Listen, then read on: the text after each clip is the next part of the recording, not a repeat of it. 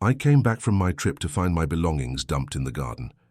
A note from my daughter coldly stated there was no room left for me. No argument, no tears, just exile in silence. But that note marked the end of their control and the start of my freedom. If this story interested you, don't forget to subscribe to our channel and tell us which city you're watching us from. We continue. I promise that this will be the best story you will hear in your life. Eleanor Richards stood frozen at the gate of what had been her home for 38 years. Her suitcase still clutched in one hand, she blinked slowly, certain her eyes were deceiving her. Clothes, books, photo albums, and kitchenware lay scattered across the front lawn like remnants of a hasty yard sale. The late September sun cast long shadows across her belongings, making the scene even more surreal. "What on earth?" she whispered, her voice barely audible above the rustling of autumn leaves. As she stepped closer, the crunch of paper beneath her foot made her pause. A hastily scrawled note, partially dampened by morning dew, delivered the blow with brutal efficiency. "Mum, there's no more room for you here. My in-laws needed a place to stay. Your things are outside. The apartment keys are under the flower pot." Eleanor, a retired English teacher at 67, had only been gone for 5 days, a short trip to visit her college roommate in Vermont. She'd left the house spotless, her room in perfect order just as she always did. Now 38 years of memories lay exposed on the lawn for all the neighborhood to see. A movement caught her attention as Marge, her neighbor of 15 years, approached hesitantly from across the street. "Eleanor, I just saw you pull up." Marge's voice trailed off as she took in the scene. "Oh my God, I had no idea they would do this today. I thought they'd wait until you were home at least." The words hit Eleanor like a physical blow. "You knew?" Marge's face flushed with shame. "They've been moving furniture around for days. I saw Michael and Diane bringing her parents' things in yesterday. I tried calling you, but my phone died during the trip," Eleanor said mechanically, still processing. "I didn't have my charger." A small crowd of neighbors had begun to gather at a distance, pretending not to stare. Some whispered to each other. Some quickly looked away. When Eleanor's eyes met theirs, they all knew. Everyone knew except her. With measured movements that belied the storm raging inside her, Eleanor began collecting her belongings. No tears fell. No accusations were hurled at the house that had been her home, since her husband Robert had carried her across the threshold as newlyweds. The house she had paid off with her teaching salary after Robert's illness took him when Michael was only 15. "Let me help you," Marge offered, already bending to gather scattered books. Within an hour, Eleanor's possessions were loaded into Marge's SUV and Eleanor's compact car. The piles had seemed massive spread across the lawn, but looked pitifully small once packed away. A life reduced to what could fit in 2 vehicles. "You can stay with us tonight," Marge insisted. "Frank won't mind." "No," Eleanor said softly but firmly. "Thank you, but I have somewhere to go." 5 years earlier, against everyone's advice, Eleanor had used part of her retirement savings to purchase a small condo downtown. "It's an investment," she had told Michael when he questioned her decision. In truth, it had been a whisper of intuition, a quiet voice urging her to secure something of her own. The one-bedroom apartment in an older building wasn't fancy, but it was hers. She'd rented it out since the purchase, using the income to offset the mortgage. The current tenant had moved out just 3 weeks ago, and Eleanor had been debating what to do with the property. Now, the universe had answered for her. As she unlocked the door to the empty apartment, memories flooded back. After Robert passed, she had devoted herself entirely to raising Michael. Every decision, every sacrifice had been for him. When he married Diane 7 years ago, Eleanor had happily offered them her home. "I'll need the space when you have children," she had told them, moving her things to the smallest bedroom. At first, the arrangement worked beautifully. Eleanor cooked meals, helped with household chores, and eventually became a doting grandmother to twins Emma and Ethan. But something had shifted over the past 2 years. Small criticisms began about her cooking, her cleaning methods, the way she spoke to the children. "Mom, Diane thinks it's better if we handle the kids' bedtime routine," Michael had said one evening. "She says your stories get them too excited to sleep." Eleanor had nodded and stepped back. Then came more restrictions. Don't pick the children up from school. Don't feed them certain foods. Don't interfere with Diane's parenting methods. Each new limitation was presented as reasonable, necessary, and temporary. But they were never lifted. When she fell ill with pneumonia last winter, barely anyone checked on her. She spent 3 weeks in her bedroom, preparing her own meals when she could stand, watching through the window as life continued without her. Michael brought her medicine, but his visits were brief, awkward, distracted. The empty apartment echoed with her footsteps as Eleanor moved from room to room. A thin layer of dust covered the countertops. The beige walls needed painting. The carpet had seen better days. Her phone buzzed with a text from Michael. "The kids are asking about you. Hope you understand this is for the best. Diane's parents needed our help." Eleanor set the phone down without responding. The message confirmed what she already knew. She had been replaced, deemed dispensable by her own son.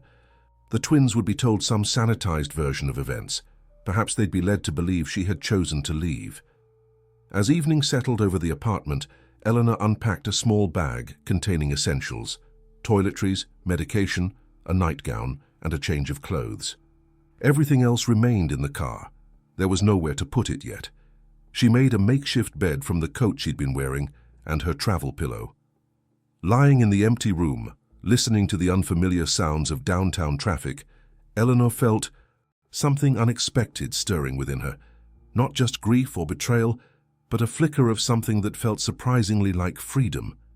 For the first time in decades, she was answerable to no one. No one's needs came before hers. No one's opinions would shape her decisions. "I'm starting over at 67, she whispered to the empty room, testing the words. They sounded both terrifying and exhilarating. Tomorrow would bring practical concerns, furniture, utilities, legal matters about the house. But tonight, in this empty space that belonged entirely to her, Eleanor allowed herself to imagine possibilities that had been unthinkable just 12 hours earlier. Just before she drifted off to sleep, her phone lit up with another text. Not from Michael this time, but from Emma, her 8-year-old granddaughter, sent from Diane's tablet. "Grandma, where did you go? Dad says you moved away. When are you coming back?" Eleanor woke to sunlight streaming through bare windows. For a moment, disorientation gripped her before reality came rushing back. The hardwood floor beneath her makeshift bedding, the empty apartment, the scattered belongings in her car, yesterday's betrayal. She reached for her phone, reading Emma's message again. Her fingers hovered over the screen, composing and deleting several responses before settling on, "I'm at my downtown apartment, sweetheart. I didn't move away from you, just to a different house. I'll always be your grandma." After pressing send, she added, "I love you," then immediately wondered if the message would even reach Emma. Would Diane intercept it? Delete it? Tell Emma that Grandma was too busy for visits now? Eleanor forced herself to stand, wincing at the stiffness in her joints. First things first, she needed coffee, food, and a plan.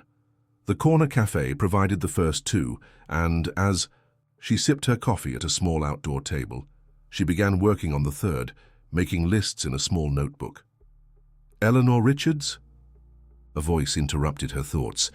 She looked up to see a woman about her age with cropped silver hair and bright blue eyes. "I thought that was you. It's been ages." Recognition dawned slowly. Susan Parker, from the school board meetings? Susan nodded enthusiastically. "I retired from teaching 3 years ago. What brings you downtown, just visiting?" Eleanor hesitated only briefly before deciding that pride was a luxury she couldn't afford. "Actually, I'm living here now, as of yesterday." Over the next hour, Eleanor found herself sharing the condensed version of her situation with Susan, who listened with increasing indignation. "They just put your things outside? Without warning? That's not just cruel, Eleanor, that's illegal. It's your house." "Technically, yes," Eleanor admitted, "but Michael's name is on it too. I added him to the deed when he got married." Susan's expression darkened. I'd still talk to a lawyer, and in the meantime, what are you going to do about furniture? Basic necessities. By noon, Eleanor had acquired a new ally. Susan, it turned out, volunteered at a community center that helped seniors in transition. By the end of the day, Eleanor's apartment contained a donated bed, a small dining table, with 2 chairs, basic kitchen supplies, and a comfortable used armchair. It wasn't much, but it was a start. The senior center has a legal aid clinic on Thursdays, Susan told her. I'll pick you up at 9. For the first time since seeing her belongings on the lawn, Eleanor felt something like hope. The apartment was starting to look habitable, and she wasn't as alone as she'd thought. That feeling was short-lived. When she finally gathered the courage to check her email that evening, she discovered something that made her blood run cold, a message from her bank alerting her to unusual activity on her account. Someone had attempted to transfer a large sum to an account she didn't recognize. With trembling fingers, Eleanor called the bank's fraud department. After answering security questions and explaining the situation, she learned that Michael had attempted to transfer $50,000 from her savings account that morning. "But how is that possible?" she asked, panic rising. "He's not on my accounts." "According to our records, Mrs. Richards, you granted him power of attorney 6 months ago," the representative explained. "We flagged the transaction because it was unusual, not because he lacked authorization." Eleanor felt as though the floor had dropped out from under her. 6 months ago, she'd been recovering from pneumonia. Michael had brought her papers to sign, insurance forms, he'd said, and medication authorizations. She'd signed without reading them carefully, trusting her son implicitly. "I want all authorizations revoked immediately," she said firmly, "and I need to come in to change all my accounts." Sleep eluded her that night. The betrayal had gone beyond pushing her out of the house. This had been calculated, methodical, a systematic erasure. How long had they been planning this? What else had she signed away without realizing? The next morning brought another shock. When Eleanor tried to access her email again, her password had been changed. Her attempts to recover the account failed. Because the recovery phone number had been changed too, to Michael's number. With Susan's help, she spent the morning creating new accounts, changing passwords on whatever services she could still access, and visiting the bank in person to secure her finances. The bank manager looked uncomfortable as Eleanor explained the situation.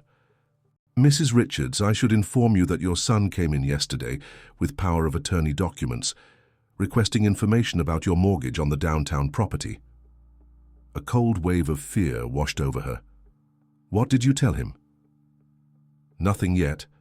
We told him we needed to review the documents first." "That power of attorney is revoked as of today," Eleanor said firmly, handing over the paperwork she'd completed. "And I need to know, is there a problem with my mortgage?" The manager tapped at his keyboard. "Not from our perspective. Your payments are current, however." He frowned at the screen. "There appears to be some question about the title. A flag was placed on the account yesterday." By the time Eleanor left the bank, she had a clearer picture of what she was facing. Michael had not only tried to access her savings, but was apparently contesting her ownership of the downtown apartment, her only remaining asset and shelter. Outside the bank, Eleanor leaned against a wall, momentarily overwhelmed. A text message chimed on her phone. Marge, checking in. Eleanor quickly typed back, "I'm okay, staying at my downtown place, handling some unexpected complications." Marge's response came immediately. "Michael came by looking for you. Said there was a misunderstanding about some important papers you need to sign. Seemed worried." Eleanor didn't respond. She couldn't risk Marge inadvertently revealing her whereabouts, not until she understood the full extent of what Michael was trying to do. Back at the apartment, Eleanor methodically unpacked the boxes from her car, organizing her remaining possessions in the small space. Among the items was a photo album she thought had been lost, pictures of Michael growing up, of Robert, of their life together as a family. She sat on the floor, turning pages slowly, searching the smiling faces for clues. When had things changed? What had she missed? The last photo in the album showed the 4 of them, Eleanor, Michael, Diane, and newborn twins in the hospital. Everyone looked exhausted but happy. Eleanor traced the outline of the babies' faces with her finger. Would she ever see them again? As if in answer to her unspoken question, her phone rang with an unfamiliar number. "Grandma," Emma's small voice came through the speaker. "I'm using my friend Lily's mum's phone. Dad took my tablet away because I texted you." Eleanor's heart constricted. "Emma, sweetheart, are you okay? Dad said you decided to live somewhere else because you didn't want to be with us anymore." Emma's voice wavered. "But that's not true, is it?" Eleanor chose her words carefully. "I would never choose to be away from you and Ethan. I love you both very much. Sometimes grown-ups have complicated disagreements, but none of this is your fault. Can we come see your new house?" "I hope so very soon," Eleanor said, knowing it might be a promise she couldn't keep. "I just need to talk to your dad and mum first." After saying goodbye, Eleanor sat motionless, the phone still clutched in her hand. Emma's call had crystallized something she'd been trying to avoid acknowledging. This wasn't just about her anymore. Her grandchildren were being fed a narrative that painted her as the villain, the abandoner. They were collateral damage in whatever game Michael and Diane were playing. A knock at the door startled her from her thoughts. Through the peephole, she saw Michael standing in the hallway, his expression a carefully constructed mask of concern. Eleanor didn't open the door. Instead, she called through it. "Whatever you're planning, Michael, it won't work. I've revoked the power of attorney. I know what you tried to do at the bank." "Mom, please," he said, his voice muffled by the door. "This is all a misunderstanding. Let me explain." "I think you've explained enough with your actions," Eleanor replied, surprised by the steadiness in her voice. "I trusted you, and you betrayed that trust. Please leave, or I'll call building security." After Michael's unwelcome visit, Eleanor installed a security chain and peephole camera on her apartment door. The small device, recommended by the building manager, would alert her phone whenever someone approached. It felt strange, taking security measures against her own son, but necessary. "You're doing what you need to do," Susan reassured her over coffee the following week. "Self-preservation isn't selfish, it's essential." October unfolded with unexpected momentum. The legal aid attorney confirmed Eleanor's worst fears. Michael had indeed attempted to claim power of attorney based on documents she'd signed while ill. Additionally, he was contesting her ownership of the downtown apartment, claiming it had been purchased with joint family funds intended for the twins' college education. "It's completely false," Eleanor told the attorney, a sharp-eyed woman named Valerie Jenkins.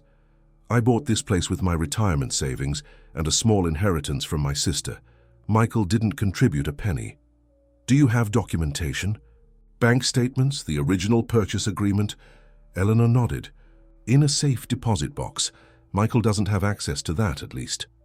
Valerie's strategy was aggressive but necessary. File a countersuit for illegal eviction from the family home, challenge the fraudulent power of attorney, and secure a restraining order to prevent further financial intrusions. When Eleanor hesitated at the last measure, Valerie was blunt. "Mrs. Richards, this isn't a simple family disagreement. This is elder abuse, financial and emotional. The restraining order protects your assets while we sort this out." The words elder abuse struck Eleanor like a physical blow. Was that what this was? She was only 67, hardly decrepit, but as Valerie outlined the pattern, isolation from grandchildren, financial manipulation, eviction from her home, the term began to fit with uncomfortable precision. Outside the legal battles, Eleanor's daily life took on new rhythms. Susan introduced her to the downtown senior center, where Eleanor initially went for the free lunches and legal resources, but stayed for the community. The center hummed with activity: art classes, book discussions, technology workshops, and advocacy planning. "We're not the invisible generation," declared Marianne, the center's 75-year-old director, during Eleanor's first week. "We're the backbone generation, and it's time society remembered that." Eleanor found herself volunteering at the center's computer lab, helping other seniors navigate email, social media, and video calls with distant family. Teaching again, even informally, rekindled something she'd thought was lost. By early November, word of Eleanor's situation had spread through the center's network. She discovered she wasn't alone. Others had experienced similar betrayals by adult children, though few as sudden or complete as hers. A support group formed organically, meeting weekly in the center's back room. "I haven't seen my grandchildren in 3 years," shared Gloria, a retired nurse. "My daughter-in-law decided I was a negative influence after I questioned their anti-vaccination stance. My son borrowed against my house without telling me," added Thomas, a former accountant. "By the time I discovered it, I was underwater on the mortgage." Each story reinforced what Valerie had told her. This wasn't just a personal tragedy, but a pattern, a societal problem hiding in plain sight. Eleanor's apartment slowly transformed from an emergency shelter to a home. A local church donated a small sofa. The thrift store yielded bookshelves, lamps, and kitchen essentials at prices she could afford. Susan's brother, a retired carpenter, built custom storage solutions for the compact space. The legal proceedings moved at a glacial pace, but small victories emerged. The restraining order was granted, preventing Michael from accessing any of Eleanor's financial accounts. The title company confirmed her sole ownership of the downtown apartment, dismissing Michael's claims about college funds. On a crisp November morning, Eleanor received an unexpected visitor, Diane's younger sister, Catherine, whom she'd always liked but never known well. "I can't stay long," Catherine said, glancing nervously down the hallway as Eleanor invited her in. "Diane doesn't know I'm here." Catherine's revelation was both startling and sadly predictable. The plan to move Diane's parents into the house had been in motion for nearly a year. Michael and Diane had systematically prepared by gradually moving Eleanor's possessions to the attic and garage, taking control of her finances, and isolating her from the twins. "They told everyone you were becoming forgetful, possibly showing early signs of dementia," Catherine explained. "Even the kids' teachers. That's why no one questioned when they suddenly said you'd chosen to move out." "But that's absurd," Eleanor protested. "I was teaching ESL classes at the community college until last spring. I've never had cognitive issues." Catherine nodded. "I know. That's why I'm here." It didn't add up, especially when Diane started rehearsing the twins on what to say if anyone asked about you. She reached into her purse and withdrew a small wrapped package. "Emma made this for you. She asked me to find a way to get it to you." Inside was a handmade bracelet of colored beads and a crayon drawing of Eleanor with Emma and Ethan standing in front of what appeared to be Eleanor's new apartment building. Across the top, in a child's careful printing, "We miss you, Grandma." After Catherine left, Eleanor sat with the drawing for a long time, tracing the stick figures with her finger. How had Emma known what her building looked like? Had she been searching for her grandmother on her own? That afternoon, Eleanor made a decision that surprised even herself. She called the local elementary school and requested a meeting with the twins' principal. If Michael and Diane were spreading falsehoods about her mental competence to the school, she needed to counter that narrative directly. Principal Sharma received her with professional courtesy that Friday afternoon. "Mrs. Richards, I appreciate you reaching out. We've been told you were experiencing some health challenges." "That's a polite way of saying my son told you I have dementia," Eleanor replied calmly, placing a folder on the desk. "These are my medical records from my annual physical 3 months ago, showing no cognitive impairments. This is a letter from the community college where I taught until recently, and this is documentation of the legal proceedings currently underway regarding my unlawful eviction from my home." By the end of the meeting, Principal Sharma's expression had shifted from diplomatic neutrality to genuine concern. "I had no idea the situation was so complex. Our priority is the children's well-being, of course." "As is mine," Eleanor assured her. "I'm not asking you to take sides. I simply want to ensure that Emma and Ethan know their grandmother hasn't abandoned them and that I'm permitted the standard grandparent communications the school offers. Copies of report cards, invitations to school events, that sort of thing." Principal Sharma nodded thoughtfully. "Unless there's a court order preventing contact, which you've confirmed there isn't, you have the same rights as any grandparent in our district." It was a small victory, but meaningful. Eleanor left the school with a calendar of upcoming events and the knowledge that her presence in the twins' lives couldn't be entirely erased by Michael and Diane's machinations. That evening, she received a text from an unknown number. "This is Catherine. Thought you should know that Michael and Diane are furious about your school visit. They're talking about moving to Cincinnati for Diane's job. Might just be talk, but wanted to warn you." The threat of having the twins moved across the country sent Eleanor into a panic spiral. She called Valerie immediately, who advised caution. "Don't react publicly, that's what they want, to provoke you into looking unstable. We'll adjust our legal strategy to address potential relocation, but remember, courts don't look favorably on parents who move children to prevent relationships with loving grandparents." The following Tuesday, Eleanor arrived at the senior center to find unusual activity. A local news crew setting up equipment in the main room. Marianne waved her over excitedly. "They're doing a segment on senior advocacy and independence," she explained. "I mentioned your situation, no names, of course, and they're very interested. Would you consider being interviewed?" Eleanor's instinct was to decline. She'd always been private, avoiding conflict and publicity, but something had shifted inside her over the past weeks. Her silence had allowed Michael's narrative to prevail. Perhaps it was time to speak her truth. "What exactly would this involve?" she asked cautiously. 2 days later, Eleanor found herself sitting across from Christine Wu, a respected reporter known for her investigations into social issues. The camera lights were intimidating, but Christine's approach was gentle. "We're seeing a disturbing pattern across the country," Christine explained off-camera. "Seniors displaced from their homes, often by family members, with little recourse or public awareness. Your story puts a face to the statistics." The interview lasted 40 minutes, with Eleanor carefully avoiding specific accusations against Michael while clearly outlining the broader issue. She spoke about the senior center's support network, the legal challenges facing elderly victims of financial abuse, and the emotional toll of family estrangement. "What would you want other seniors in your situation to know?" Christine asked as they concluded. Eleanor considered the question carefully. "That your value doesn't diminish with age, that you deserve dignity and respect, and that it's never too late to stand up for yourself, even when, especially when, the people you thought would protect you are the ones causing harm." The segment aired the following week. Eleanor watched it alone in her apartment, heart pounding as her story, one among several, unfolded on screen. The producers had handled it sensitively, focusing on the systemic issues rather than family drama.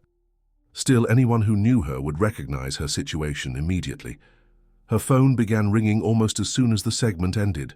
Susan, Marianne, former colleagues from the school district, even Marge, whose message simply said, "I had no idea.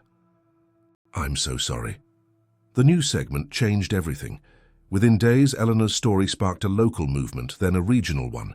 Her phone rang constantly with calls from other seniors sharing similar experiences, reporters seeking follow-up interviews, and even lawmakers interested in strengthening elder protection laws.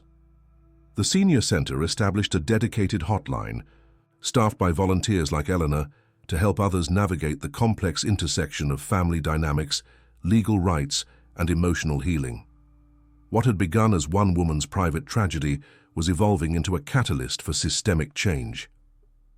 Not all the attention was positive. Michael issued a statement through a hastily hired attorney, claiming Eleanor had cognitive issues that made her an unreliable narrator.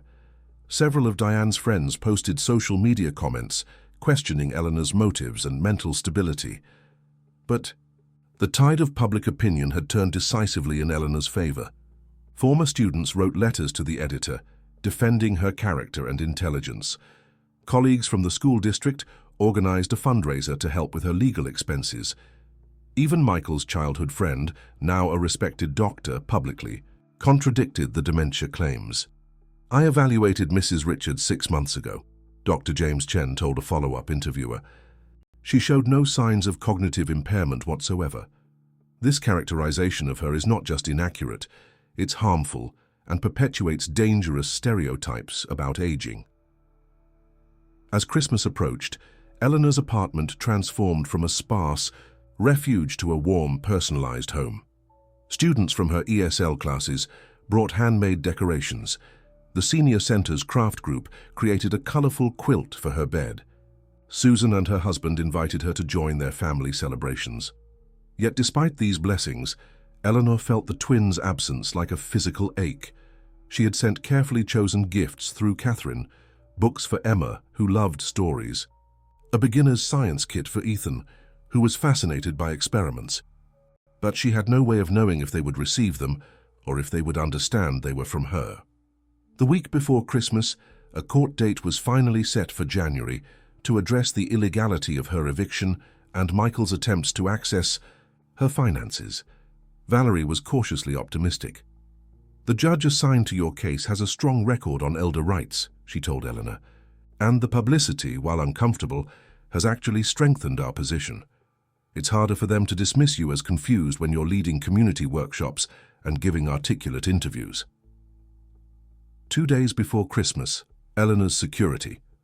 Camera pinged with an alert. Looking at her phone, she saw Diane standing at her door, the twins beside her. Eleanor froze. Was this a trap? A genuine olive branch? Something in between? Taking a deep breath, she opened the door. Diane looked thinner, more strained than Eleanor remembered.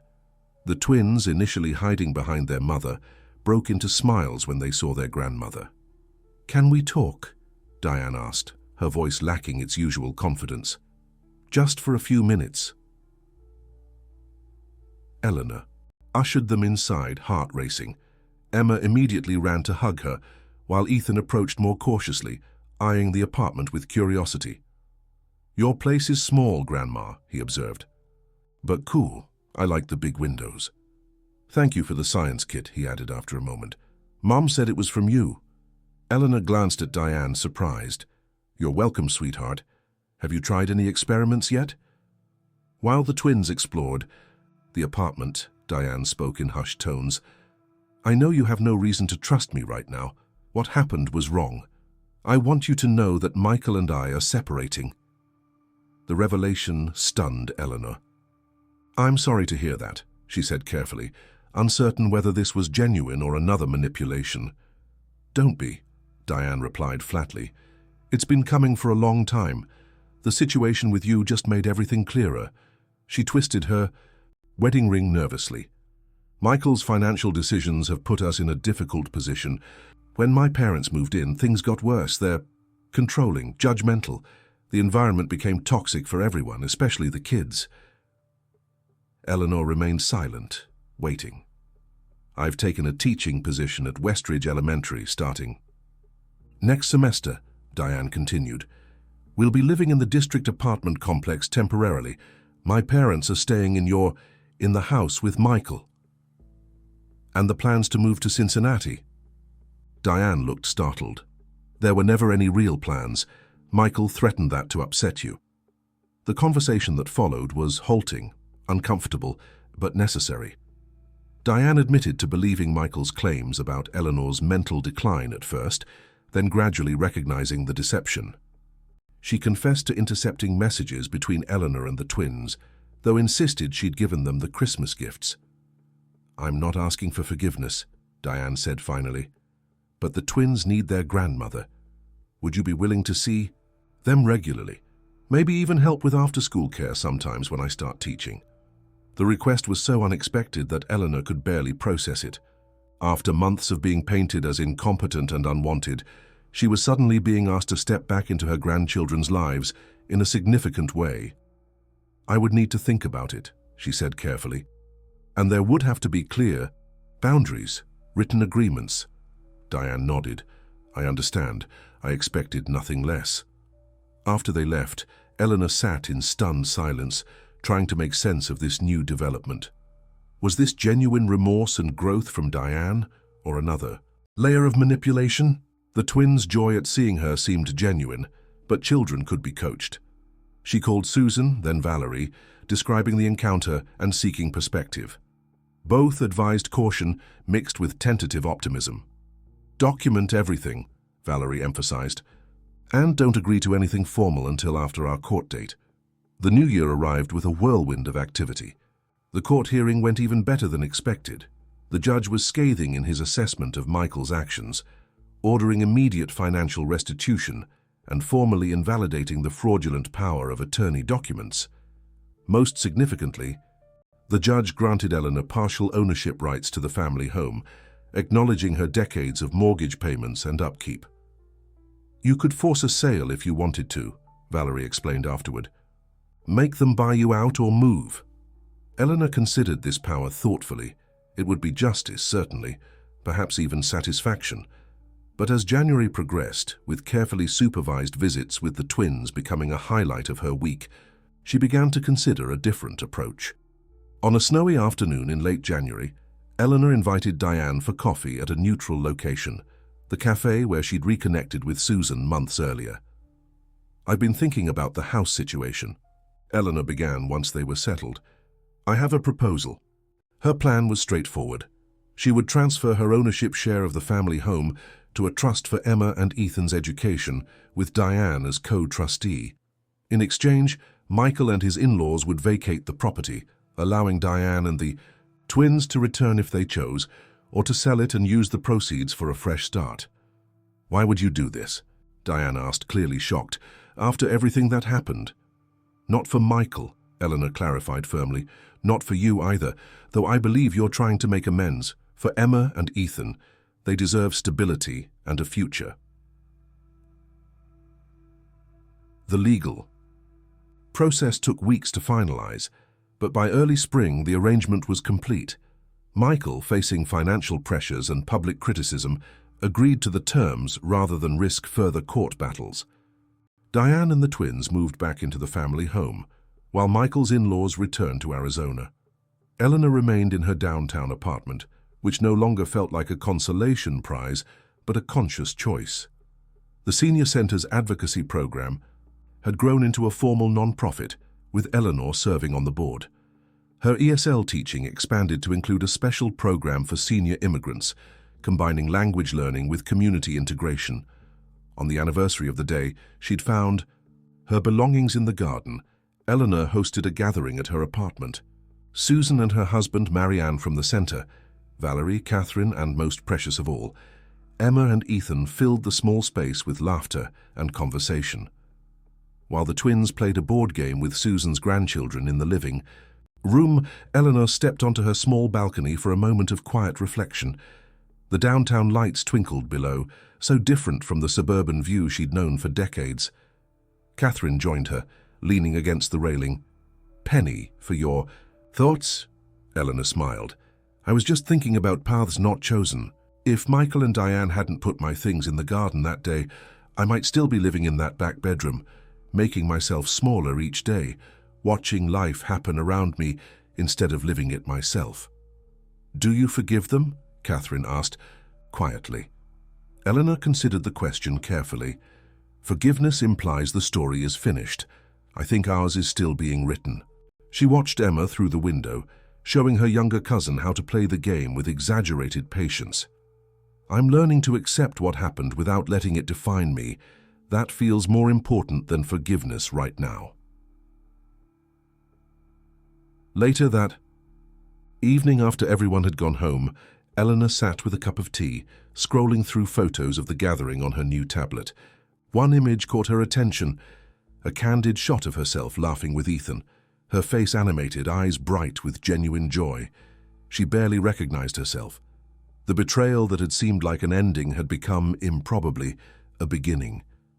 Not just for her, but for the hundreds of seniors who now contacted the center's hotline each month, seeking the guidance and community Eleanor had helped create. Her phone chimed with a text from Emma. "Thank you for my party, Grandma. Can I come over Thursday after school to finish our puzzle?" Eleanor smiled as she typed her reply. "Absolutely. I'll have cookies waiting." She added the photo of herself and Ethan to the digital frame Susan had given her for Christmas.